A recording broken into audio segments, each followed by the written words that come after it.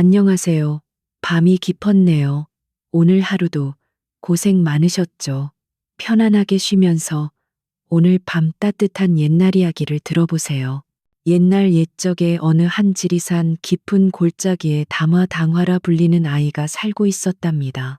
담화란 이름은 맑은 꽃이라는 뜻이었지만 아이의 삶은 그 이름처럼 향기롭지 못했습니다. 아이의 왼쪽 뺨에는 마치 이른 봄 복숭아꽃이 피 미처 다지지 못하고 내려앉은 듯 연한 붉은 빛의 모반모반이 하나 자리하고 있었지요. 그것은 아이가 태어날 때부터 지니고 나온 흔적이었습니다. 허나 유교의 법도가 엄격하고 가문의 체면 디맨을 목숨처럼 여기던 시절, 특히 여인의 용모를 중시하던 그 시대에 그 흉은 불길한 징조이자 집안의 수치로 여겨졌습니다. 마을 사람들은 아이를 볼 때마다 뒤에서 수군거렸고 아이는 제 이름 대신 얼룩이 혹은 전박이라 불리곤 했습니다. 담화가 갓난아기일 때 부모님이 역병으로 돌아가시고 아이는 숙부댁에 맡겨졌습니다. 마음씨 약한 숙부는 아이를 거두었으나 몇 해 못 가 그마저 병으로 세상을 떴고 그 후로 담화는 욕심 많고 성마른 숙모 박씨의 눈칫밥을 먹으며 자랐습니다. 새벽 달기채 울기도 전 사방이 아직 어둑한 그 시간에 담화는 잠에서 깨어났습니다. 아이가 자는 곳은 안방의 따뜻한 아랫목이 아닌 소와 여물을 쌓아두는 광헛간 한 구석에 깔린 낡은 멍석자리였습니다. 겨울바람이 흙벽 틈새로 칼날처럼 스며들었습니다. 입에서 하얀 김이 서릴 정도로 추웠지요. 아이는 작은 어깨를 잔뜩 움츠린 채 꽁꽁언 손을 입김으로 녹이며 부엌으로 향했습니다. 축축한 집단에 불을 붙이자 매캐한 연기 인케가 먼저 아이의 눈을 찔렀습니다. 콜록거리며 눈물을 훔친 아이는 익숙한 손놀림으로 아궁이에 불을 지피고 가마솥에 물을 부었습니다. 아궁이의 불길이 겨우 살아나 부엌에 희미한 온기가 돌기 시작할 무렵 안방 뇌펑 문이 열리며 숙모 박씨와 그 아들, 즉 담화의 사촌인 복만이가 어기적거리며 나왔습니다. 이년아 아직도 불을 다 못 뗐느냐, 아침부터 사람을 얼려 죽일 셈이냐, 숙모의 날카로운 목소리가 아침의 정적을 깼습니다. 담화는 아무 대꾸 없이 고개만 숙였습니다. 박 씨는 갓 지은 뜨끈한 쌀밥을 제 아들 밥그릇에만 고봉으로 퍼주었습니다. 구수한 쌀밥 냄새와 뜨끈한 무국 냄새가 부엌에 진동했습니다. 복만이는 쩝쩝거리며 개걸스럽게 밥을 먹었습니다. 담화의 몫은 언제나 그들이 식사를 다 마친 뒤 부엌 바닥 찬 곳에 놓인 가마솥 바닥에 눌어붙은 차가운 누룽지 한 덩이였습니다. 아이는 말없이 그것을 씹었습니다. 딱딱하고 차가웠지만 그마저도 감사히 여겨야 했습니다. 하루 종일 담화에게 말을 거는 이는 아무도 없었습니다. 아이는 묵묵히 소여물을 쏘고 차가운 냇가에서 얼음을 깨며 빨래를 하고 뒷산에 올라 마른 나뭇가지를 주워 모았습니다. 아이의 유일한 벗은 해가 지고 난 뒤 광 한 구석에 놓인 낡은 배틀 뿐이었습니다. 찰칵 찰칵 규칙적인 배틀 소리만이 깊은 밤아이의 외로움을 달래주었지요. 그 작은 손으로 어찌나 꼼꼼하고 정성스럽게 짜는지 담화가 짠 무명, 무명은 결이 곱고 튼튼하여 장터에서도 제일로 쳐주었습니다. 아이는 뺨의 흉이 부끄러워 밖을 나가지 못하는 대신 제 모든 슬픔과 눈물 그리고 견뎌내는 인내 렛나를 그 시실과 날실에 촘촘히 엮어 넣었습니다. 그러던 어느 쌀쌀한 늦가을 아침이었습니다. 마을의 읍내에서 가장 큰 포목상 부묵선인 최서방이 들렀습니다. 그는 박신혜가 무명을 잘 짠다는 소문을 듣고 일부러 찾아온 것이었지요. 숙모 박씨는 버선발로 뛰어나와 그를 맞았습니다. 아이고 최서방님이 누추한 곳까지 어인일로 왕림하셨습니까? 박 씨는 활짝 웃으며 어젯밤 담화가 꼬박 밤을 새워 완성한 무명한 피를 자랑스럽게 들고 나왔습니다. 이거 보십시오. 우리 아들 복만이가 어찌나 기특한지 어미를 돕겠다며 밤잠 설쳐가며 함께 짠 것입니다. 이 녀석 손재주가 보통이 아니지요. 담화는 부엌 입구에서 그 광경을 보며 입술을 깨물었습니다. 복만이는 어젯밤에도 주막에서 술을 마시고 들어와 해가 중천에 뜬 지금까지도 자고 있었지요. 포목상은 감탄하며 배를 꼼꼼히 만져보았습니다. 과연 소문대로입니다. 올이 촘촘하고 흠잡을 데가 없군요. 이 정도 솜씨라면 당장 궁의 진상에도 손색이 없겠습니다. 박 씨의 입이 귀에 걸렸습니다. 그럼요, 그럼요. 값을 후하게 쳐주셔야 합니다. 바로 그때 박 씨가 상인에게 잘 보이려 뜨거운 차를 내오다가 그만 제 발에 걸려 찬물을 쏟고 말았습니다. 뜨거운 찬물이 포목상의 옷자락에 튀었습니다. 아이쿠 박 씨는 기겁하며 날뛰었습니다. 그녀는 곧장 부엌 입구에 그림자처럼 서 있던 담화를 노려보며 눈을 부라렸습니다. 이 재수 없는 년, 내년에 그 재수 없는 몰골꼴이 내 눈에 띄니 이 사달이 나지 않느냐. 그녀는 담화에게 달려들어 아이의 뺨을 거칠게 밀쳤습니다. 이 흉측한 것 손님이 오셨는데 어딜 감히 얼굴을 내밀어 꼴도 보기 싫다. 석 꺼지지 못해 담화는 그만 힘에 밀려 차가운 흙바닥에 나동그라졌습니다. 애써 담아두었던 눈물이 핑 돌았습니다. 뺨의 모반이 유난히 붉게 타오르는 듯 했습니다. 구경하던 마을 사람들이 혀를 찼습니다. 쯧쯧, 저 아이 팔자도 참 기구하지. 박 씨가 오죽하면 저럴까. 여염집 처자가 저런 흉을 달고 있으니 집안 망신이지. 그들의 눈에는 동정동정의 빛이 서려 있었지만 그보다 더 깊은 것은 마치 전염병이라도 옮을까 두려워하는 듯한 깊이 지비의 빛이었습니다. 포목상은 곤란한 표정으로 옷을 털며 서둘러 값을 치르고 떠났습니다. 담화는 아무 말도 하지 못했습니다. 그저 차가운 흙바닥에 엎드려 터져 나오려는 울음을 꾹 삼켰습니다. 작은 어깨가 파르르 떨리는 것을 그날은 아무도 보지 못했습니다. 그렇게 또 하루가 소리 없이 저물어 갔습니다. 그렇게 며칠이 지났습니다. 하늘이 구멍이라도 난 듯 늦가을의 때 아닌 폭설 버쉘이 쏟아지기 시작했습니다. 눈은 사흘 낮밤을 그치지 않고 내렸습니다. 온 세상이 하얗게 얼어붙었고 마을로 통하는 길이란 길은 모두 끊겼습니다. 사람들은 집 안에 갇혔습니다. 가장 큰 문제는 양식이었습니다. 박신의 집 광에도 식량이 바닥을 보이기 시작했습니다. 안 그래도 인색하기 짝이 없던 숙모 박 씨의 마음은 쌀독 바닥이 드러날수록 더욱 혹독하고 차가워졌습니다. 그녀의 눈에 헛간 구석에서 묵묵히 배틀질만 하는 담화의 모습이 가시처럼 밝혔습니다. 저 쓸모없는 것만만 축내는 저 재수 없는 것만 없어도 복만이와 내가 며칠은 더 버틸 터인데. 사흘째 되는 날 밤 눈보라는 더욱 거세졌습니다. 밖에서는 문짝이라도 뜯어갈 듯 끔찍한 바람소리가 울부짖었습니다. 박 씨는 작정을 한 듯 광으로 성큼성큼 걸어 들어왔습니다. 그녀는 낡은 삼태기 하나와 질그릇에 담긴 볶은 보리 한 줌을 담화 앞에 툭 던졌습니다. 이걸 가지고 당장 산으로 가거라. 담화는 놀라 고개를 들었습니다. 배틀을 돌리던 손이 멈췄습니다. 밖은 칠흑 같은 어둠 속에서 눈보라가 휘몰아치고 있었습니다. 숙모님, 지금 밖에는 시끄럽다. 박 씨가 악을 쓰듯 소리쳤습니다. 집안에 쌀이 다 떨어져 가는 판에 너 같은 군 식구 쥔식커까지 먹일 밥은 없다. 산에 가서 칡뿌리든 말은 버섯이든 뭐라도 구해오너라. 허나 이 밤중에 이 눈보라 속으로 어찌 담화의 목소리가 떨렸습니다.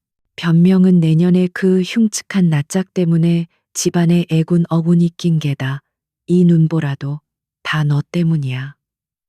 정령이 집에서 밥을 계속 얻어먹고 싶거든 굶어 죽기 싫으면 썩 가서 뭐라도 구해오란 말이다. 빈손으로 돌아올 생각은 꿈에도 하지 마라. 알겠느냐? 그것은 사실상 죽으라는 말이었습니다.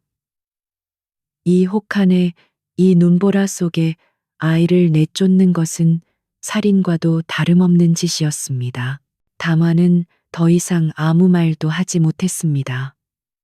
그것이 숙모의 뜻이라면 거역할 힘이 없다는 것을 너무도 잘 알았기 때문입니다. 아이는 볶은 보리가 담긴 그릇을 품에 안고 얇은 솜저고리 매무새를 여몄습니다. 이것이라도 담화는 마지막으로 자신이 밤새워 짠 무명한 조각을 내밀었습니다. 복만이 도련님 옷이라도 기워 입으시라 시끄럽다. 썩 나가 박씨는 아이를 광 밖으로 거칠게 떠밀고는 쾅 하고 문을 닫아 걸었습니다. 빗장까지 단단히 걸어 잠그는 소리가 담화의 가슴에 비수처럼 꽂혔습니다. 담화는 망연자실한 채 사납게 몰아치는 눈보라 속에 섰습니다. 살을 내는 듯한 바람이 아이의 얇은 옷을 사정없이 파고들었습니다. 순식간에 머리와 어깨 위로 눈이 하얗게 쌓였습니다. 갈 곳이 없었습니다. 돌아갈 집의 문은 굳게 닫혔습니다. 이대로 얼어 죽는 것인가? 아이의 눈에서 뜨거운 눈물이 흘러내렸지만 그것조차 뺨에 닿자마자 차가운 얼음 조각이 되어버렸습니다. 얼마나 걸었을까요? 아이는 발길 닿는 대로 그저 바람을 피할 곳이라도 찾으려 비틀거리며 산길을 올랐습니다. 굶주림과 추위로 감각이 무뎌졌습니다. 발이 시려운지 손이 얼었는지조차 느껴지지 않았습니다. 눈쉐근 무릎까지 차올랐고 바람은 짐승처럼 울부짖었습니다. 어머니, 아버지. 아이의 의식이 점점 흐려졌습니다. 그러다 발을 헛디딘 담화는 그만 눈 쌓인 비탈 아래로 굴러떨어졌습니다. 아, 정신을 잃어가던 바로 그 순간 아이의 눈에 희미하게 무언가가 들어왔습니다. 산중턱 커다란 바위 아래에 금방이라도 쓰러질 듯한 작은 사당지당 하나가 눈에 띄었습니다. 마을 사람들이 산신각이라 부르며 평소엔 잘 찾지도 않던 버려진 사당이었습니다. 담화는 마지막 남은 힘을 쥐어짜 그곳으로 기어갔습니다. 사당의 문은 반쯤 부서져 있었지만 사나운 눈보라를 막아주기에는 충분했습니다. 아이의 몸이 눈더미처럼 사당 안으로 쓰러져 들어갔습니다. 그리고 그때 아이는 보았습니다. 사당의 구석 흙바닥 위에 웬 남정네가 피를 흘린 채 쓰러져 있었습니다. 담화는 숨이 멎는 줄 알았습니다. 가까이 다가가 보니 그는 가난한 선비 차림이었으나 입은 옷은 갈갈이 찢겨 있었고 한쪽 어깨에서는 시커먼 피가 흘러나와 주변 눈을 붉게 물들이고 있었으니 남자는 불덩이처럼 뜨거웠습니다. 숨소리 또한 금방이라도 끊어질 듯 미약했습니다. 이대로 두면 동상통시형보다 과다출혈과 열병으로 먼저 죽을 것 같았습니다. 담화는 순간 자신의 처지를 잊었습니다. 굶주림도 추위도 억울함도 모두 잊었습니다. 지금 아이의 눈에는 죽어가는 한 생명만이 보일 뿐이었습니다. 아이는 자신의 낡은 저고리 아랫단을 북 찢었습니다. 그리고 꽁꽁 언 손으로 서툴게 남자의 어깨 상처를 지혈하고 동여매기 시작했습니다. 제발, 제발. 그리고는 남자를 바람이 들이치지 않는 사당의 가장 안쪽 구석으로 끌어당겼습니다. 남자의 몸은 얼음장처럼 차가웠습니다. 다마는 품 안에 소중히 감추고 있던 숙모가 던져준 볶은 보리 한 줌이 담긴 질그릇을 꺼냈습니다. 그것은 자신이 앞으로 며칠을 버텨야 할지도 모르는 유일한 식량이었습니다. 아이는 잠시 망설였습니다. 하지만 이내 볶은 보리 몇 알을 제 입에 넣었습니다. 그리고 그것을 잘게 씹었습니다. 이윽고 아이는 고개를 숙여 자신의 입술을 의식을 잃은 남자의 입술에 맞대었습니다. 그리고 자신이 씹어 부드럽게 만든 볶은 보리죽을 조금씩 조금씩 남자의 입 안으로 넘겨주었습니다. 한 모금 또 한 모금. 자신의 마지막 생명줄이었던 볶은 보리를 그렇게 모두 넘겨주고 난 뒤 다마는 기진맥진해졌습니다. 아이는 남자의 곁에 바싹 붙어 앉았습니다. 그리고는 자신의 얇은 저고리를 풀어 얼음장 같은 남자의 몸을 덮고 그를 꼭 껴안았습니다. 살아야 합니다. 선비님, 살아야 해요. 자신의 체온 대원으로라도 이 사람을 살려야 한다는 생각뿐이었습니다. 폭설이 몰아치는 버려진 산신각 안에서 세상으로부터 버림받은 두 개의 영혼이 그렇게 서로의 온기에 의지한 채 생과 사의 경계를 넘나드는 하룻밤을 견뎌내고 있었습니다. 거칠게 울부짖던 바람이 멎었습니다. 밤새 세상을 집어삼킬 듯 쏟아지던 눈도 그쳤습니다. 부서진 사당 문틈으로 눈쉐에 반사된 차갑고 푸른 새벽빛이 스며들었습니다. 다마는 뻣뻣하게 굳은 몸을 겨우 일으켰습니다. 추위와 허기에 온몸이 저려왔지만 다행히 살아 있었습니다. 그리고 제품에 안겨있던 선비 또한 미약하나마 숨을 고르게 내쉬고 있었습니다. 그때였습니다. 남자의 긴 속눈썹이 파르르 떨리더니 그가 천천히 눈을 떴습니다. 흐릿한 시야 속으로 낯선 여인의 얼굴이 들어왔습니다. 그리고 그 뺨에 자리한 푸른 새벽빛 아래 유난히 도드라져 보이는 연붉은 모반이 보였습니다. 리헌은 잠시 자신이 꿈을 꾸고 있다 여겼습니다. 그는 분명 자객 측커들의 칼을 맞고 눈보라 속으로 도망치다 쓰러졌습니다. 뼛속까지 파고드는 추위와 몸에서 빠져나가는 피의 감각, 그것이 마지막 기억이었습니다. 그런데 살아있다. 그는 제 어깨를 만져보았습니다. 누군가의 서툰 솜씨지만 단단히 동여매어진 붕대가 느껴졌습니다. 찢어진 여인의 저고리 자락이었습니다. 누구시오? 목이 갈라진 소리가 나왔습니다. 다마는 화들짝 놀라며 그를 바라보았습니다. 그리고 이내 안도의 한숨을 내쉬었습니다. 깨어나셨습니까, 선비님? 다행입니다. 참으로 다행입니다. 허는 몸을 일으키려 애썼습니다. 상처의 고통과 열병으로 온몸이 부서질 듯 아팠습니다. 내가 어찌 살아있는 것이오. 그의 시선이 사당 구석 나뒹구는 텅 빈 질그릇에 닿았습니다. 그리고 다시 담화의 창백한 얼굴과 바싹 마른 입술을 보았습니다. 그대는 아무것도 먹지 못한 것이오. 그는 어젯밤 의식이 가물거리는 와중에도 누군가가 제 입에 따뜻하고 고소한 것을 넣어주던 것을 어렴풋이 기억해냈습니다. 어젯밤 그 볶은 보리는 다마는 시선을 떨구었습니다. 뺨의 모반이 더욱 붉어지는 듯 했습니다. 선비님께서 드셨습니다. 어찌 허는 숨이 멎는 듯 했습니다. 어찌 그럴 수가 있소.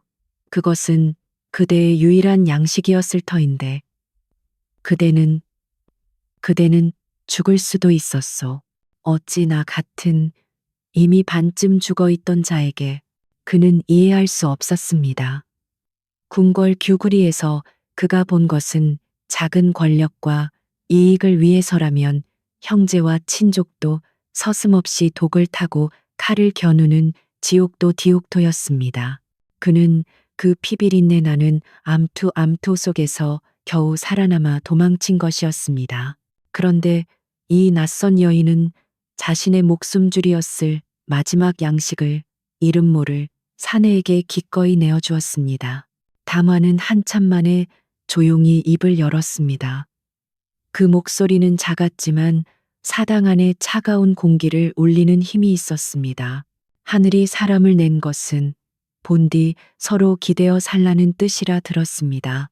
아이는 고개를 들어 맑은 눈으로 헌을 바라보았습니다.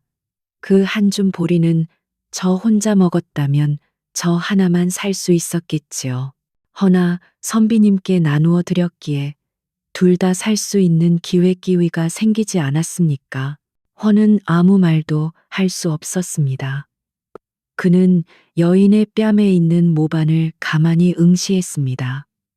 세상 사람들은 저것을 흉이라 불길하다 손가락질할 터였습니다. 하지만 지금 그의 눈에 그것은 흉터가 아니었습니다. 그것은 마치 자신이 죽음의 눈보라 속을 헤맬 때 길을 밝혀주던 희미하고도 따뜻한 달빛月光처럼 보였습니다. 따뜻한 달빛. 그가 저도 모르게 중얼거렸습니다. 눈은 그쳤지만 길은 여전히 험했습니다. 허는 자신이 더 이상 이곳에 머물 수 없음을 알았습니다. 자객들은 그가 죽은 것을 확인할 때까지 이 산을 샅샅이 뒤질 것이었습니다. 나는 가야 하오. 그는 아직 성치 않은 몸을 억지로 일으켜 세웠습니다. 이 은혜는 결코 잊지 않겠소. 그는 품속을 뒤졌습니다. 갈갈이 찢어진 옷 안쪽 살갗 깊숙이 간직해온 작은 주머니에서 제 체온으로 아직 따뜻한 옥패유패 하나를 꺼냈습니다. 최상급 비치로 만들어져 작지만 그 빛이 영롱했습니다. 이것을 간직하시오. 그는 옥패를 담화의 손에 쥐어주었습니다. 옥패에는 용룡의 형상이 희미하게 조각되어 있었고 그 뒷면에는 헌스에띠라는 글자가 새겨져 있었습니다. 훗날 반드시 이것이 그대에게 보답이 될 것이요. 그 말을 남기고 헌은 비틀거리는 걸음으로 눈 덮인 산길 속으로 사라졌습니다. 담화는 그가 남긴 옥패를 손에 꼭 쥔 채 그가 사라진 자리를 한참이나 바라보았습니다. 담화가 마을로 돌아왔을 때 해는 이미 중천에 떠 있었습니다. 마당에 눈을 치우던 숙모 박씨는 유령이라도 본 듯 눈을 크게 떴습니다. 이 인연이 네가 어찌 살아 돌아왔느냐.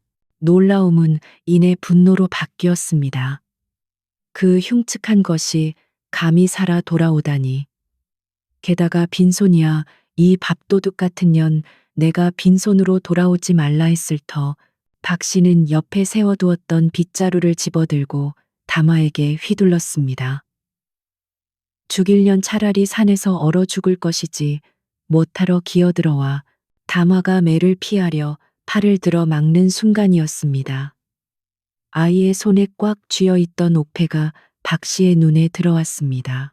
햇빛에 반사된 옥패의 영롱한 푸른빛, 박 씨의 눈이 탐욕으로 번뜩였습니다. 그것이 무엇이냐? 그녀는 빗자루를 내던지고 담화에게 달려들었습니다. 내년 감히 이 집 물건을 훔쳐 달아나려 했더냐. 어느 틈에 이 귀한 것을 박 씨는 담화의 손가락을 꺾을 듯 움켜쥐고 옥패를 빼앗으려 했습니다. 내놔 이 도둑년 어서 내놓지 못해. 바로 그 순간이었습니다.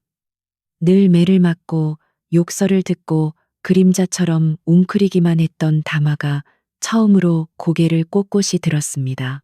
아이는 볶은 보리를 나누던 순간과 따뜻한 달빛이라 중얼거리던 선비의 눈빛을 떠올렸습니다. 아닙니다. 목소리는 떨렸지만 그 안에는 단 한 번도 없었던 굳은 심지가 밝혀 있었습니다. 이것은 훔친 것이 아닙니다. 담화는 옥패를 쥔 손을 가슴에 품고 다른 손으로 숙모의 거친 손을 힘껏 밀쳐냈습니다. 박 씨는 비틀거리며 두어 걸음 물러났습니다. 숙모도 담화 자신도 놀란 순간이었습니다. 아이는 숙모의 눈을 똑바로 바라보며 소리쳤습니다. 이것은 제가 살린 분께서 주신 것입니다. 제 목숨과 바꾼 그분의 목숨값입니다. 숙모님께는 드릴 수 없습니다. 그 고함 소리에 옆집 담장 너머로 이웃 사람들이 하나둘 고개를 내밀기 시작했습니다. 그들은 탐욕에 눈이 벌게진 박 씨와 눈물을 글썽이면서도 옥패를 필사적으로 가슴에 품고 버티는 담화의 모습을 보았습니다. 저 흉측한 것이 감히 박 씨가 악을 썼습니다. 저는 사람을 살렸습니다. 담화가 울부짖듯 외쳤습니다. 숙모님께서 저를 그 무서운 눈보라 속으로 내쫓으셨지만 저는 산에서 피를 흘리고 죽어가던 선비를 구했습니다. 이것은 그분이 제게 주신 보답이란 말입니다. 거짓말. 박 씨는 당황하여 소리쳤지만 마을 사람들의 웅성거림이 이미 시작되었습니다. 세상에 박 씨가 정말 그 눈보라에 애를 내쫓았단 말인가. 오죽하면 쯧쯧.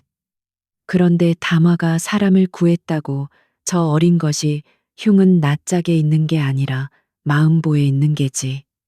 암 그렇고 말고 수군거림이 비수처럼 날아와 밝혔습니다.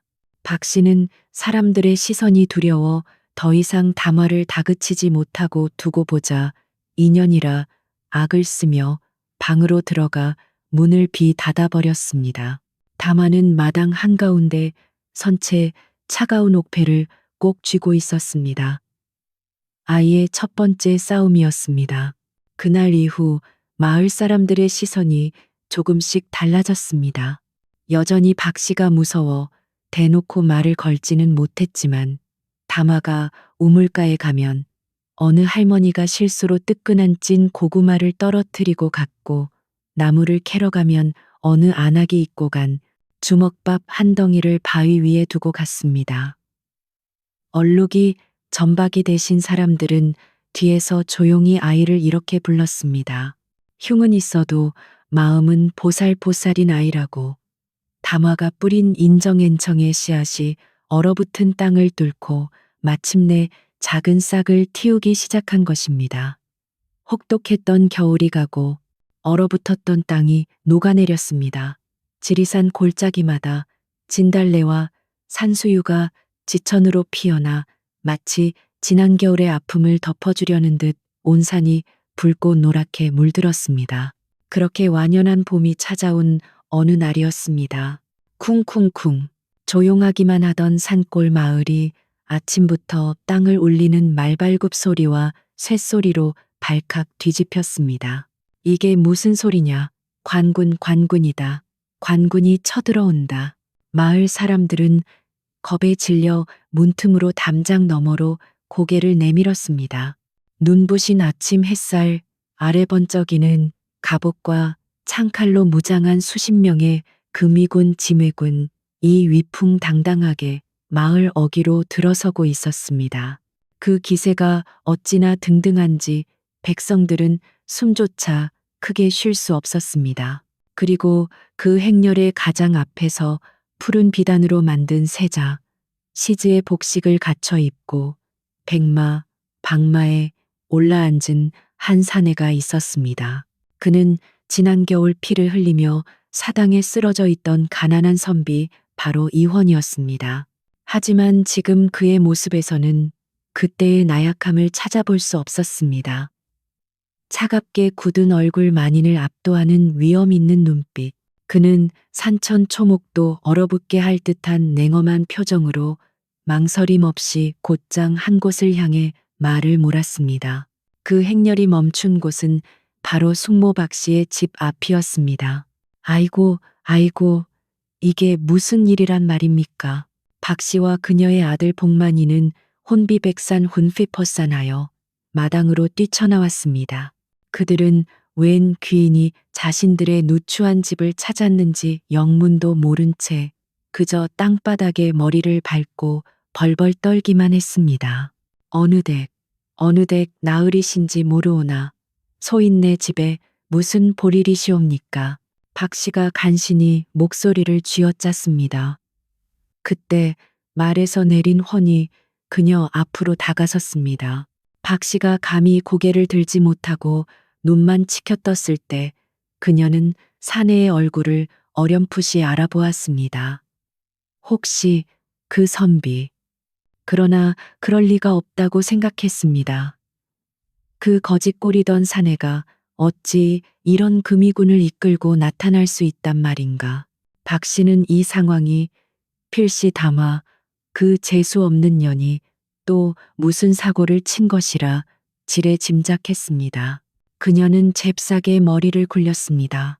나으리 혹시 그 흉측한 계집 담화 때문에 오셨습니까?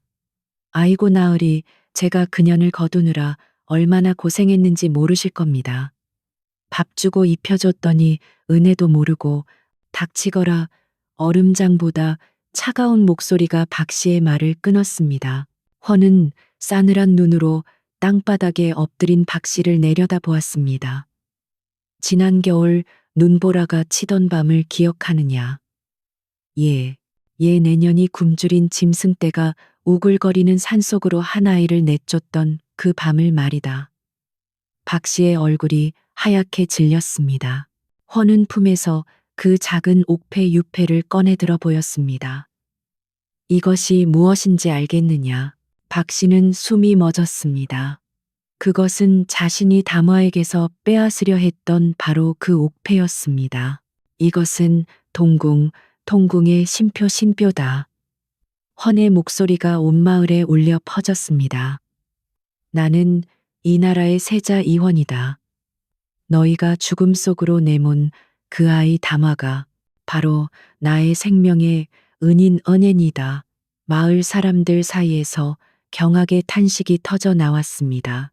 내년은 굶주림에 죽어가던 나에게 자신의 마지막 양식이었던 볶은 보리 한 줌을 나누어 준 그 은인을 도둑으로 몰고 때리려 했지.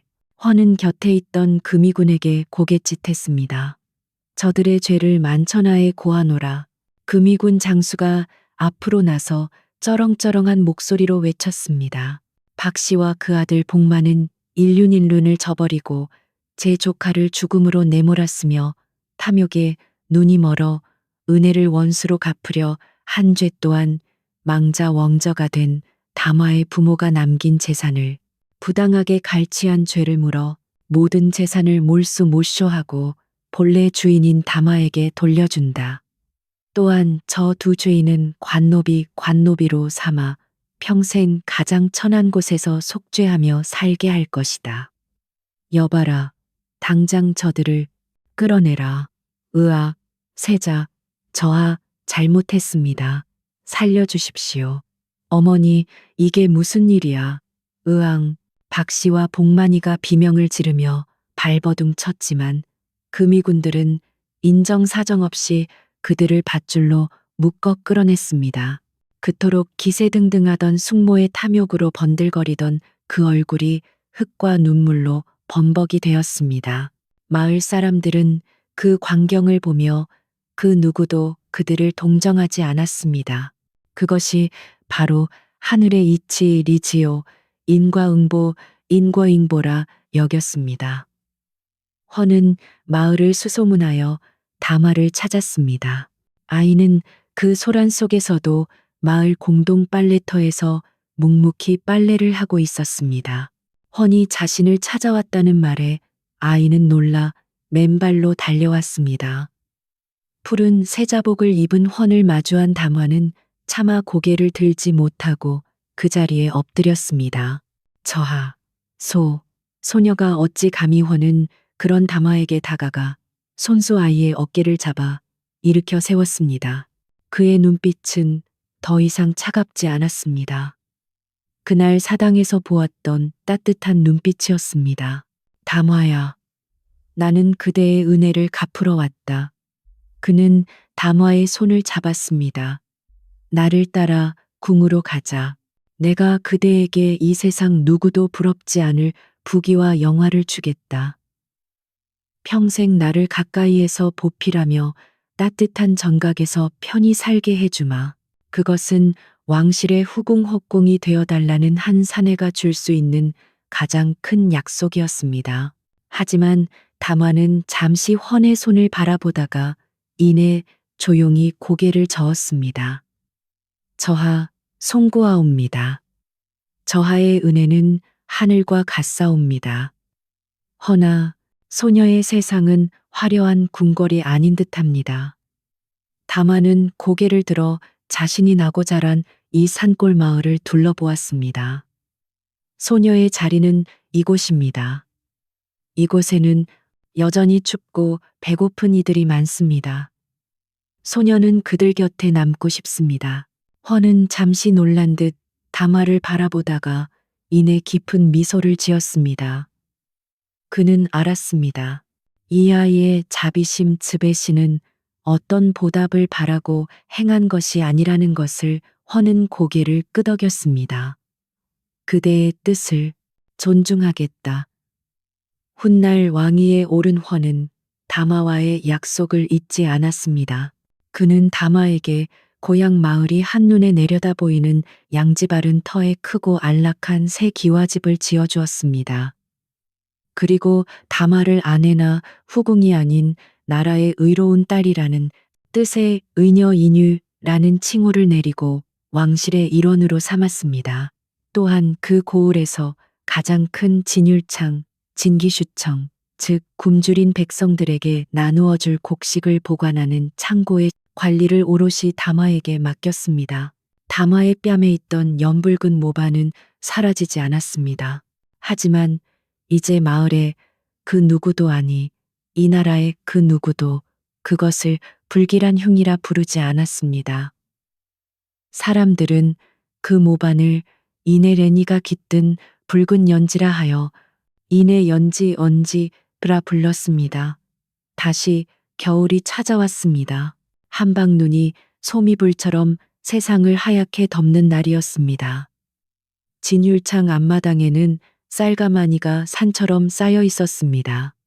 따뜻한 비단 한복을 곱게 차려입은 다마가 창고 앞에 길게 줄을 선 마을 사람들과 아이들에게 직접 쌀을 나누어 주고 있었습니다.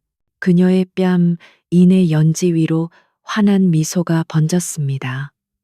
그것은 한겨울의 모진 추위마저 모두 녹여버릴 듯한 따뜻한 햇살 같은 미소였습니다. 안녕하세요. 밤이 깊었네요. 오늘 하루도 고생 많으셨죠. 편안하게 쉬면서 오늘 밤 따뜻한 옛날 이야기를 들어보세요. 옛날 옛적에 어느 한 지리산 깊은 골짜기에 다마당화라 불리는 아이가 살고 있었답니다. 다마란 이름은 맑은 꽃이라는 뜻이었지만 아이의 삶은 그 이름처럼 향기롭지 못했습니다.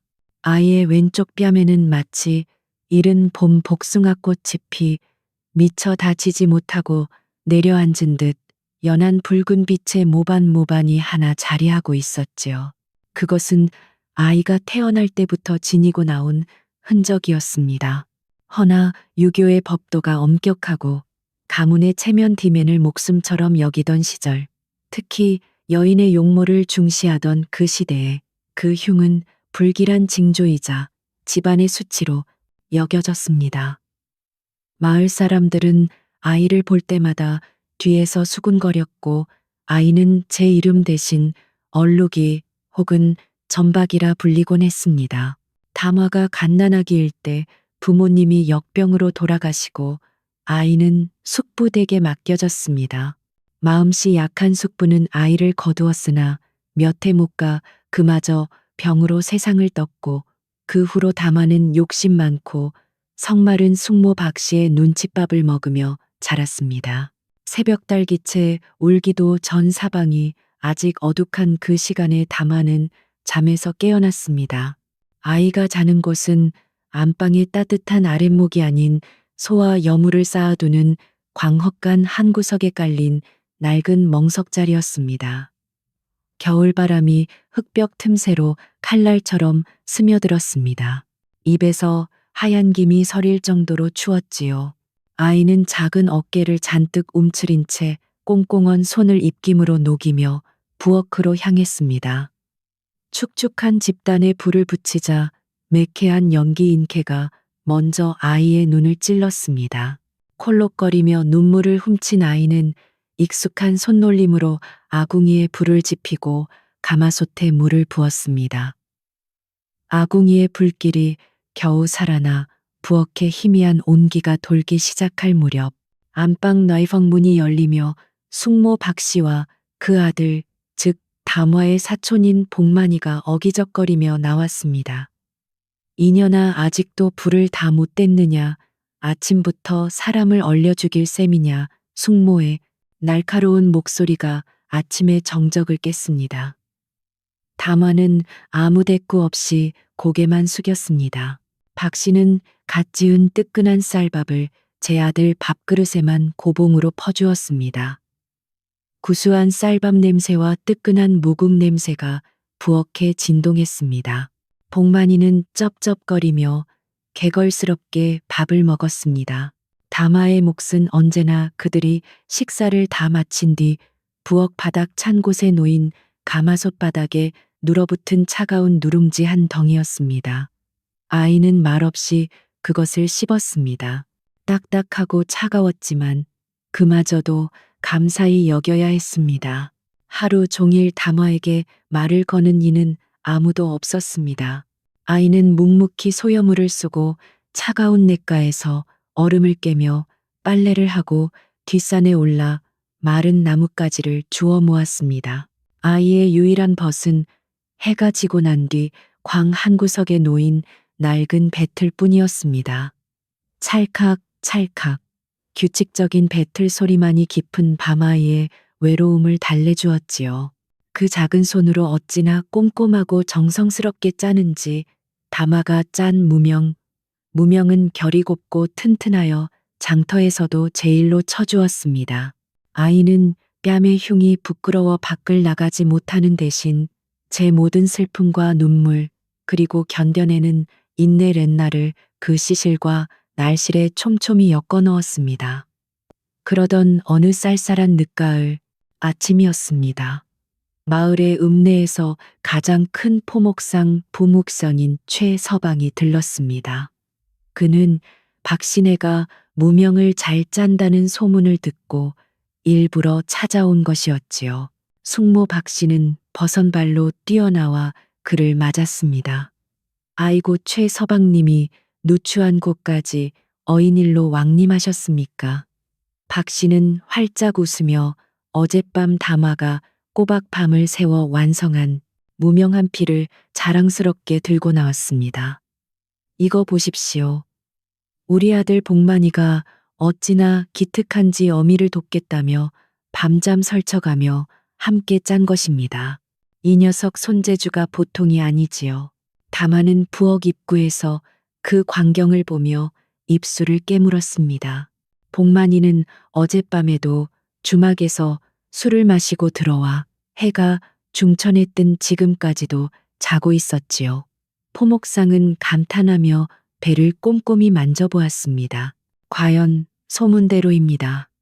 올이 촘촘하고 흠잡을 데가 없군요. 이 정도 솜씨라면 당장 궁의 진상에도 손색이 없겠습니다. 박 씨의 입이 귀에 걸렸습니다. 그럼요, 그럼요. 값을 후하게 쳐주셔야 합니다.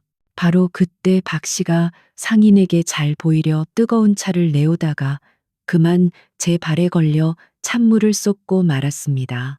뜨거운 찬물이 포목상의 옷자락에 튀었습니다. 아이쿠 박 씨는 기겁하며 날뛰었습니다. 그녀는 곧장 부엌 입구에 그림자처럼 서 있던 담화를 노려보며 눈을 부라렸습니다. 이 재수 없는 년, 내년에 그 재수 없는 몰골꼴이 내 눈에 띄니 이 사달이 나지 않느냐. 그녀는 담화에게 달려들어 아이의 뺨을 거칠게 밀쳤습니다. 이 흉측한 것 손님이 오셨는데 어딜 감히 얼굴을 내밀어 꼴도 보기 싫다. 석 꺼지지 못해 담화는 그만 힘에 밀려 차가운 흙바닥에 나동그라졌습니다. 애써 담아두었던 눈물이 핑 돌았습니다. 뺨의 모반이 유난히 붉게 타오르는 듯 했습니다. 구경하던 마을 사람들이 혀를 찼습니다. 쯧쯧, 저 아이 팔자도 참 기구하지. 박 씨가 오죽하면 저럴까. 여염집 처자가 저런 흉을 달고 있으니 집안 망신이지. 그들의 눈에는 동정동정의 빛이 서려 있었지만 그보다 더 깊은 것은 마치 전염병이라도 옮을까 두려워하는 듯한 깊이 지비의 빛이었습니다. 포목상은 곤란한 표정으로 옷을 털며 서둘러 값을 치르고 떠났습니다. 다만은 아무 말도 하지 못했습니다. 그저 차가운 흙바닥에 엎드려 터져 나오려는 울음을 꾹 삼켰습니다. 작은 어깨가 파르르 떨리는 것을 그날은 아무도 보지 못했습니다. 그렇게 또 하루가 소리 없이 저물어 갔습니다. 그렇게 며칠이 지났습니다. 하늘이 구멍이라도 난 듯 늦가을의 때 아닌 폭설 버쉘이 쏟아지기 시작했습니다. 눈은 사흘 낮밤을 그치지 않고 내렸습니다. 온 세상이 하얗게 얼어붙었고 마을로 통하는 길이란 길은 모두 끊겼습니다. 사람들은 집 안에 갇혔습니다. 가장 큰 문제는 양식이었습니다. 박신의 집 광에도 식량이 바닥을 보이기 시작했습니다.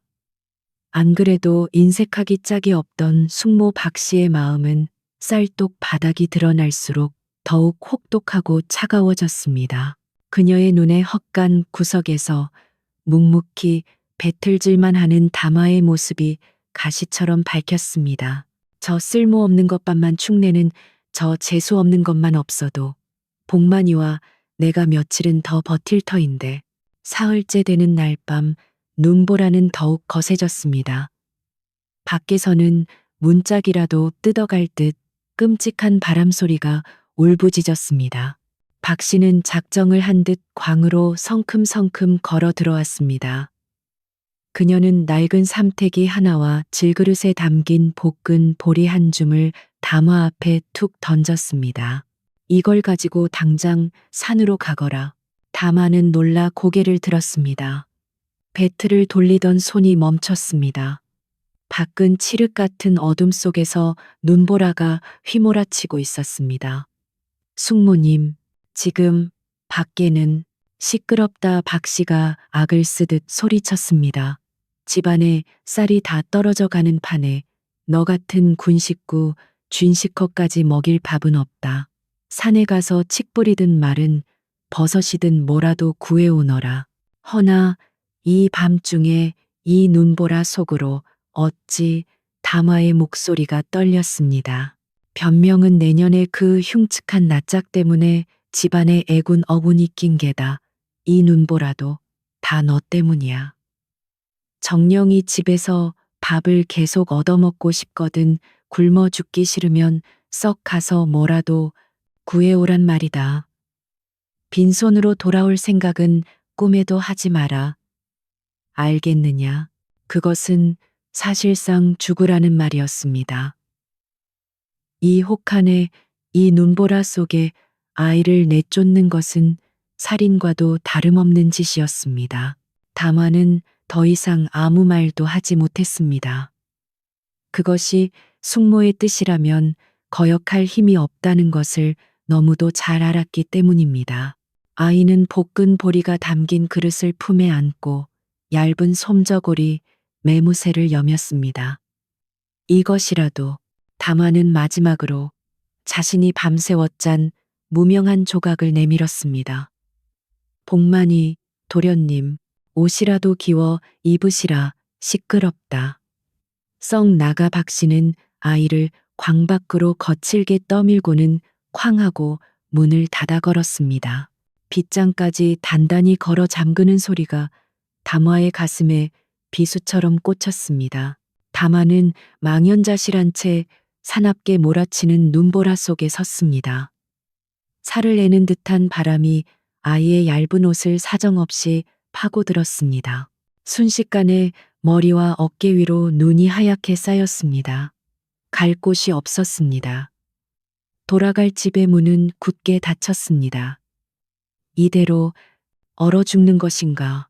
아이의 눈에서 뜨거운 눈물이 흘러내렸지만 그것조차 뺨에 닿자마자 차가운 얼음 조각이 되어버렸습니다. 얼마나 걸었을까요? 아이는 발길 닿는 대로 그저 바람을 피할 곳이라도 찾으려 비틀거리며 산길을 올랐습니다. 굶주림과 추위로 감각이 무뎌졌습니다. 발이 시려운지 손이 얼었는지조차 느껴지지 않았습니다.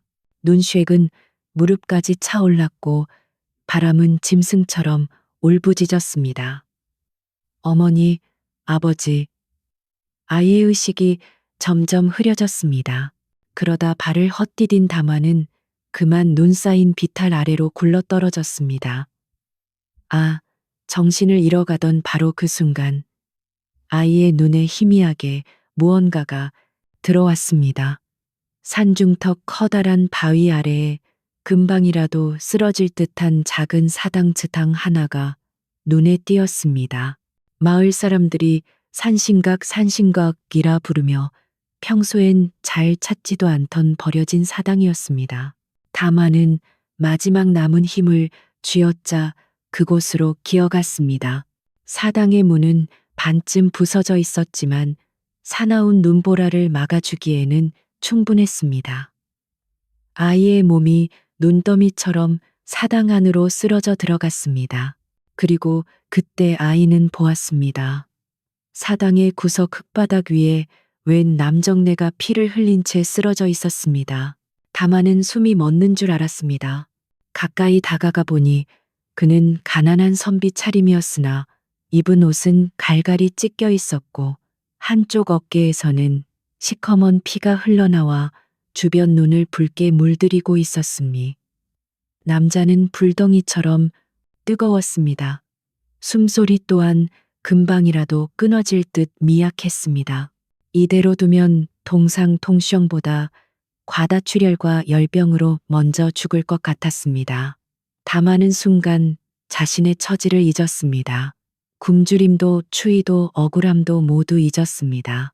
지금 아이의 눈에는 죽어가는 한 생명만이 보일 뿐이었습니다. 아이는 자신의 낡은 저고리 아랫단을 북 찢었습니다.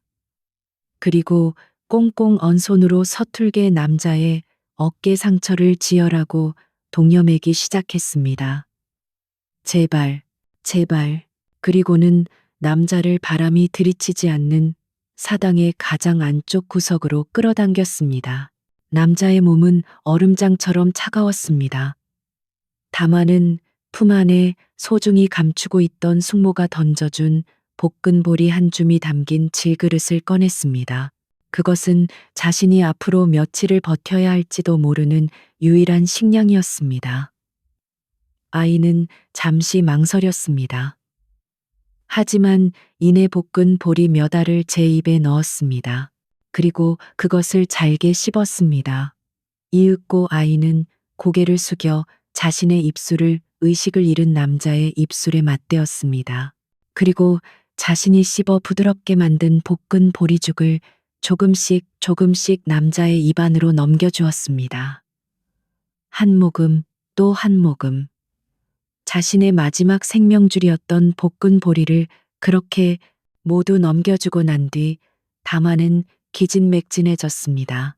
아이는 남자의 곁에 바싹 붙어 앉았습니다. 그리고는 자신의 얇은 저고리를 풀어 얼음장 같은 남자의 몸을 덮고 그를 꼭 껴안았습니다. 살아야 합니다. 선비님, 살아야 해요. 자신의 체온 대원으로라도 이 사람을 살려야 한다는 생각뿐이었습니다. 폭설이 몰아치는 버려진 산신각 안에서 세상으로부터 버림받은 두 개의 영혼이 그렇게 서로의 온기에 의지한 채 생과 사의 경계를 넘나드는 하룻밤을 견뎌내고 있었습니다. 거칠게 울부짖던 바람이 멎었습니다.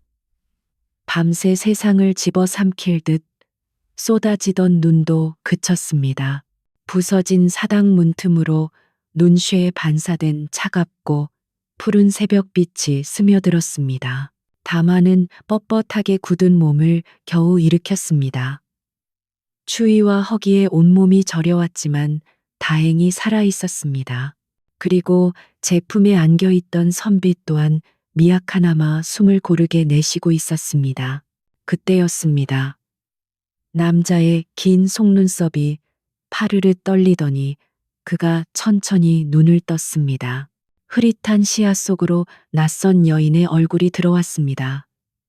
그리고 그 뺨에 자리한 푸른 새벽빛 아래 유난히 도드라져 보이는 연붉은 모반이 보였습니다. 이헌 리헌은 잠시 자신이 꿈을 꾸고 있다 여겼습니다. 그는 분명 자객 측허들의 칼을 맞고 눈보라 속으로 도망치다 쓰러졌습니다. 뼛속까지 파고드는 추위와 몸에서 빠져나가는 피의 감각, 그것이 마지막 기억이었습니다. 그런데 살아있다. 그는 제 어깨를 만져보았습니다. 누군가의 서툰 솜씨지만 단단히 동여매어진 붕대가 느껴졌습니다. 찢어진 여인의 저골이 자락이었습니다. 누구시오? 목이 갈라진 소리가 나왔습니다. 다마는 화들짝 놀라며 그를 바라보았습니다. 그리고 이내 안도의 한숨을 내쉬었습니다. 깨어나셨습니까, 선비님? 다행입니다. 참으로 다행입니다. 허는 몸을 일으키려 애썼습니다. 상처의 고통과 열병으로 온몸이 부서질 듯 아팠습니다. 내가 어찌 살아있는 것이오. 그의 시선이 사당 구석 나뒹구는 텅 빈 질그릇에 닿았습니다. 그리고 다시 담화의 창백한 얼굴과 바싹 마른 입술을 보았습니다. 그대는 아무것도 먹지 못한 것이오. 그는 어젯밤 의식이 가물거리는 와중에도 누군가가 제 입에 따뜻하고 고소한 것을 넣어주던 것을 어렴풋이 기억해냈습니다. 어젯밤 그 볶은 보리는 다마는 시선을 떨구었습니다. 뺨의 모반이 더욱 붉어지는 듯 했습니다. 선비님께서 드셨습니다.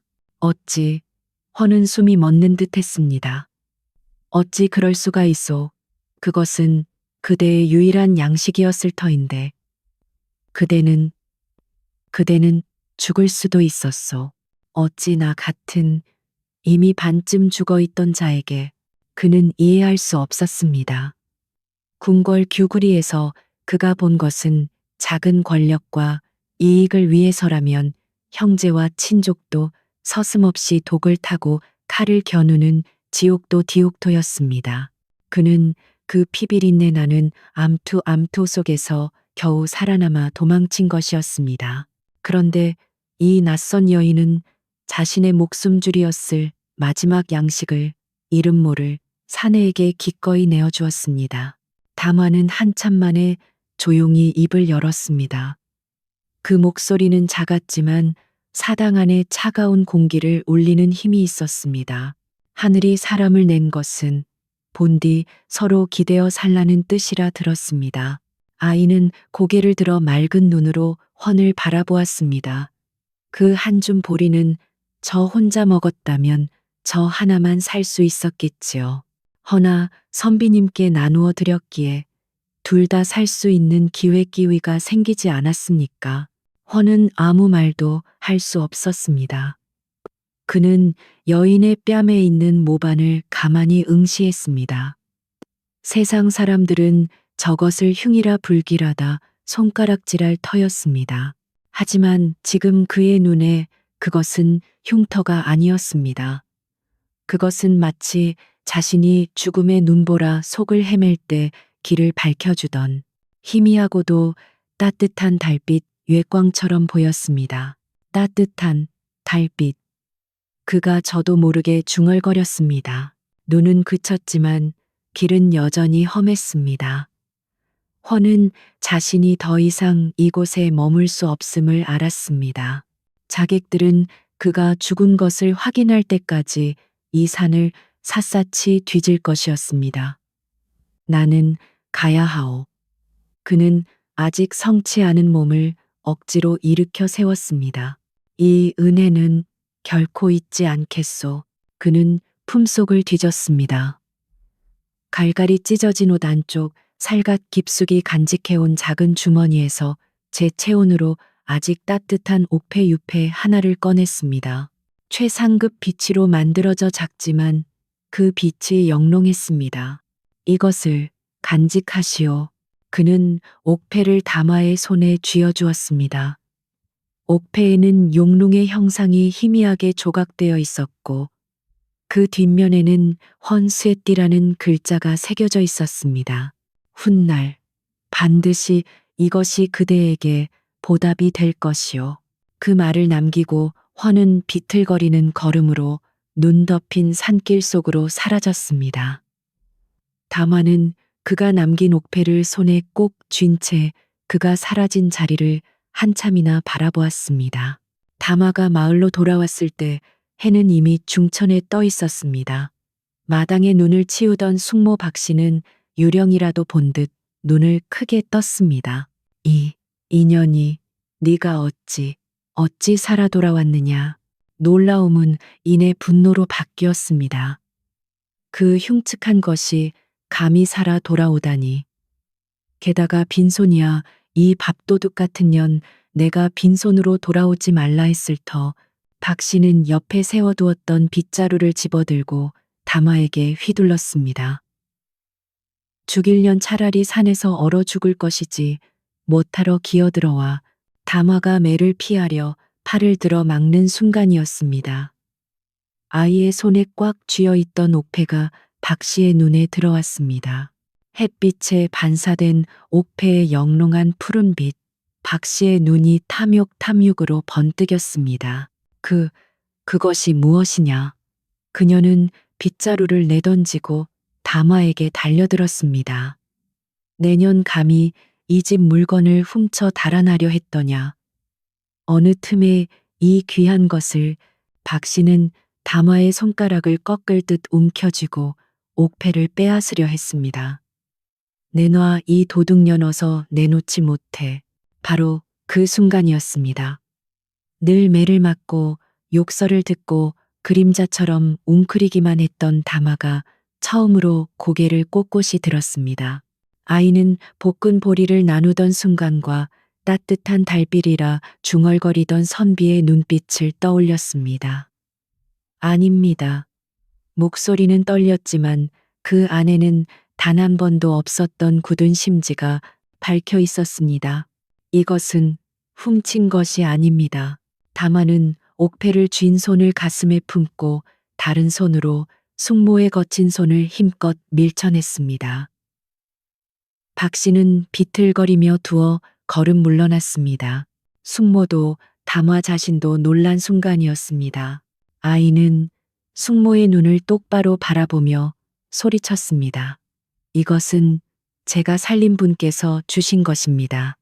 제 목숨과 바꾼 그분의 목숨값입니다. 숙모님께는 드릴 수 없습니다. 그 고함 소리에 옆집 담장 너머로 이웃 사람들이 하나둘 고개를 내밀기 시작했습니다. 그들은 탐욕에 눈이 벌게진 박 씨와 눈물을 글썽이면서도 옥패를 필사적으로 가슴에 품고 버티는 다마의 모습을 보았습니다. 저 흉측한 것이 감히 박 씨가 악을 썼습니다. 저는 사람을 살렸습니다. 다마가 울부짖듯 외쳤습니다. 숙모님께서 저를 그 무서운 눈보라 속으로 내쫓으셨지만 저는 산에서 피를 흘리고 죽어가던 선비를 구했습니다. 이것은 그분이 제게 주신 보답이란 말입니다. 거짓말. 박 씨는 당황하여 소리쳤지만 마을 사람들의 웅성거림이 이미 시작되었습니다. 세상에, 박 씨가 정말 그 눈보라에 애를 내쫓았단 말인가. 오죽하면 쯧쯧. 그런데 다마가 사람을 구했다고 저 어린 것이 흉은 낯짝에 있는 게 아니라 마음보에 있는 게지. 암 그렇고 말고 수군거림이 비수처럼 날아와 밝혔습니다. 박 씨는 사람들의 시선이 두려워 더 이상 다마를 다그치지 못하고 두고 보자 인연이라 악을 쓰며 방으로 들어가 문을 닫아버렸습니다. 다마는 마당 한가운데 선채 차가운 옥패를 꼭 쥐고 있었습니다. 아이의 첫 번째 싸움이었습니다. 그날 이후 마을 사람들의 시선이 조금씩 달라졌습니다. 여전히 박 씨가 무서워 대놓고 말을 걸지는 못했지만 다마가 우물가에 가면 어느 할머니가 실수로 뜨끈한 찐 고구마를 떨어뜨리고 갔고 나무를 캐러 가면 어느 안악이 입고 간 주먹밥 한 덩이를 바위 위에 두고 갔습니다. 얼룩이 전박이 되신 사람들은 뒤에서 조용히 아이를 이렇게 불렀습니다. 흉은 있어도 마음은 보살보살인 아이라고. 담화가 뿌린 인정엔청의 씨앗이 얼어붙은 땅을 뚫고 마침내 작은 싹을 틔우기 시작한 것입니다. 혹독했던 겨울이 가고 얼어붙었던 땅이 녹아내렸습니다. 지리산 골짜기마다 진달래와 산수유가 지천으로 피어나 마치 지난 겨울의 아픔을 덮어주려는 듯 온 산이 붉고 노랗게 물들었습니다. 그렇게 완연한 봄이 찾아온 어느 날이었습니다. 쿵쿵쿵 조용하기만 하던 산골 마을이 아침부터 땅을 울리는 말발굽 소리와 쇳소리로 발칵 뒤집혔습니다. 이게 무슨 소리냐? 관군이다. 관군이 쳐들어온다. 마을 사람들은 겁에 질려 문틈으로 담장 너머로 고개를 내밀었습니다. 눈부신 아침 햇살 아래 번쩍이는 갑옷과 창칼로 무장한 수십 명의 금이군 지매군 이 위풍당당하게 마을 어귀로 들어서고 있었습니다. 그 기세가 어찌나 등등한지 백성들은 숨조차 크게 쉴 수 없었습니다. 그리고 그 행렬의 가장 앞에서 푸른 비단으로 만든 세자, 시즈의 복식을 갖춰 입고 백마, 박마에 올라앉은 한 사내가 있었습니다. 그는 지난 겨울 피를 흘리며 사당에 쓰러져 있던 가난한 선비 바로 이헌이었습니다. 하지만 지금 그의 모습에서는 그때의 나약함을 찾아볼 수 없었습니다. 차갑게 굳은 얼굴 만인을 압도하는 위험 있는 눈빛. 그는 산천 초목도 얼어붙게 할 듯한 냉엄한 표정으로 망설임 없이 곧장 한 곳을 향해 말을 몰았습니다. 그 행렬이 멈춘 곳은 바로 숙모 박 씨의 집 앞이었습니다. 아이고, 이게 무슨 일이란 말입니까? 박 씨와 그녀의 아들 복만이는 혼비백산 혼피퍼산하여 마당으로 뛰쳐나왔습니다. 그들은 웬 귀인이 자신들의 누추한 집을 찾았는지 영문도 모른 채 그저 땅바닥에 머리를 밟고 벌벌 떨기만 했습니다. 어느 댁 나으리신지 모르오나 소인네 집에 무슨 볼일이시옵니까? 박 씨가 간신히 목소리를 쥐어짰습니다. 그때 말에서 내린 훤이 그녀 앞으로 다가섰습니다. 박 씨가 감히 고개를 들지 못하고 눈만 치켜떴을 때 그녀는 사내의 얼굴을 어렴풋이 알아보았습니다. 혹시 그 선비. 그러나 그럴 리가 없다고 생각했습니다. 그 거짓골이던 사내가 어찌 이런 금이군을 이끌고 나타날 수 있단 말인가. 박 씨는 이 상황이 필시 담아 그 재수 없는 년이 또 무슨 사고를 친 것이라 지레 짐작했습니다. 그녀는 잽싸게 머리를 굴렸습니다. 나으리 혹시 그 흉측한 계집 담화 때문에 오셨습니까? 아이고 나으리, 제가 그년을 거두느라 얼마나 고생했는지 모르실 겁니다. 밥 주고 입혀줬더니 은혜도 모르고 닥치거라. 얼음장보다 차가운 목소리가 박 씨의 말을 끊었습니다. 훤은 싸늘한 눈으로 땅바닥에 엎드린 박 씨를 내려다보았습니다. 지난 겨울 눈보라가 치던 밤을 기억하느냐. 예, 내년이 굶주린 짐승떼가 우글거리는 산속으로 한 아이를 내쫓던 그 밤을 말이다. 박 씨의 얼굴이 하얗게 질렸습니다. 훤은 품에서 그 작은 옥패 유패를 꺼내 들어 보였습니다. 이것이 무엇인지 알겠느냐. 박 씨는 숨이 멎었습니다.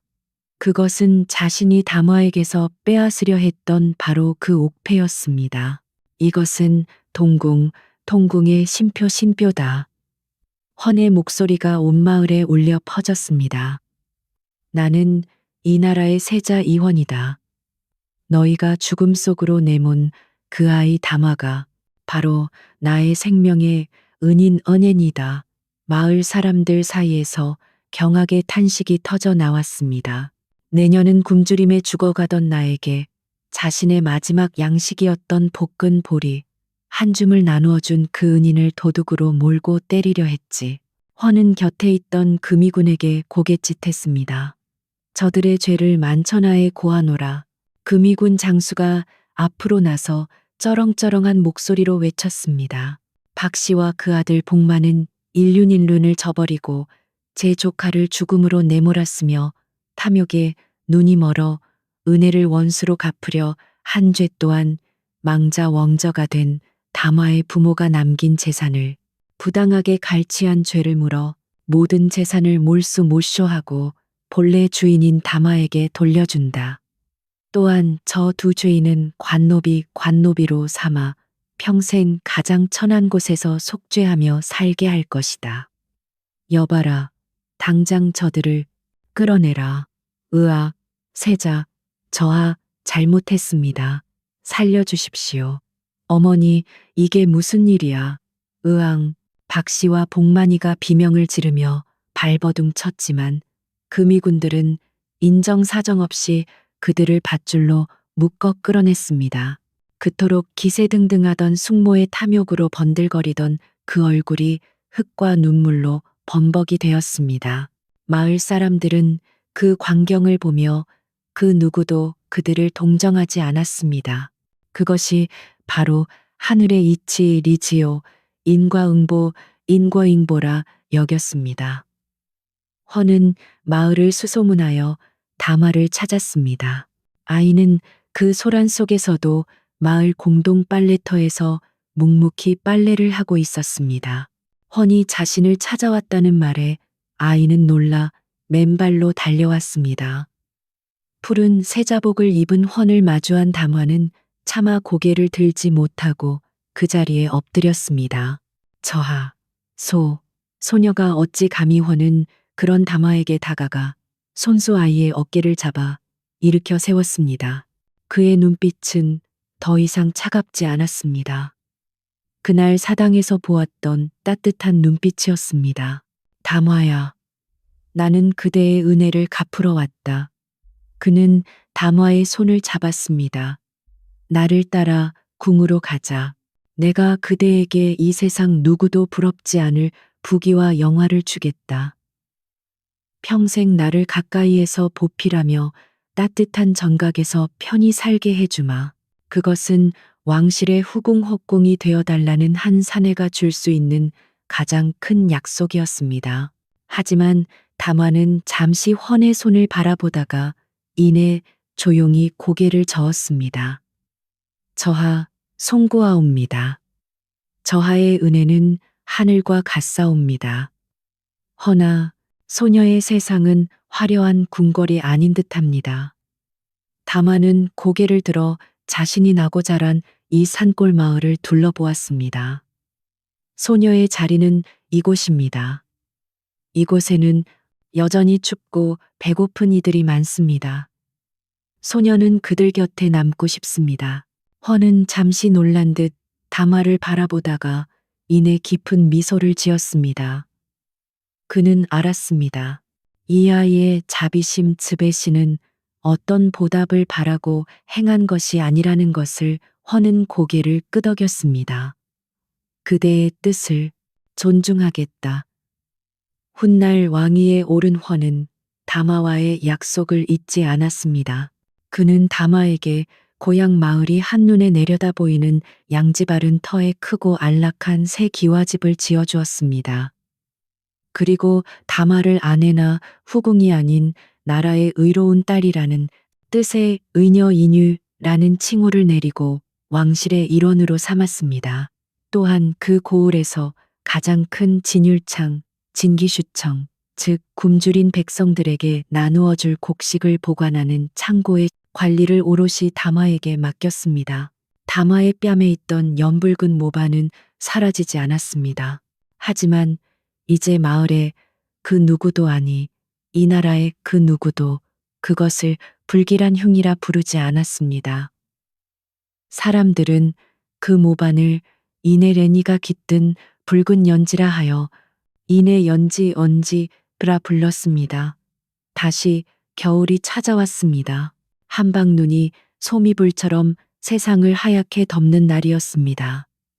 진율창 앞마당에는 쌀가마니가 산처럼 쌓여 있었습니다. 따뜻한 비단 한복을 곱게 차려입은 다마가 창고 앞에 길게 줄을 선 마을 사람들과 아이들에게 직접 쌀을 나누어 주고 있었습니다. 그녀의 뺨 이내 연지 위로 환한 미소가 번졌습니다. 그것은 한겨울의 모진 추위마저 모두 녹여버릴 듯한 따뜻한 햇살 같은 미소였습니다.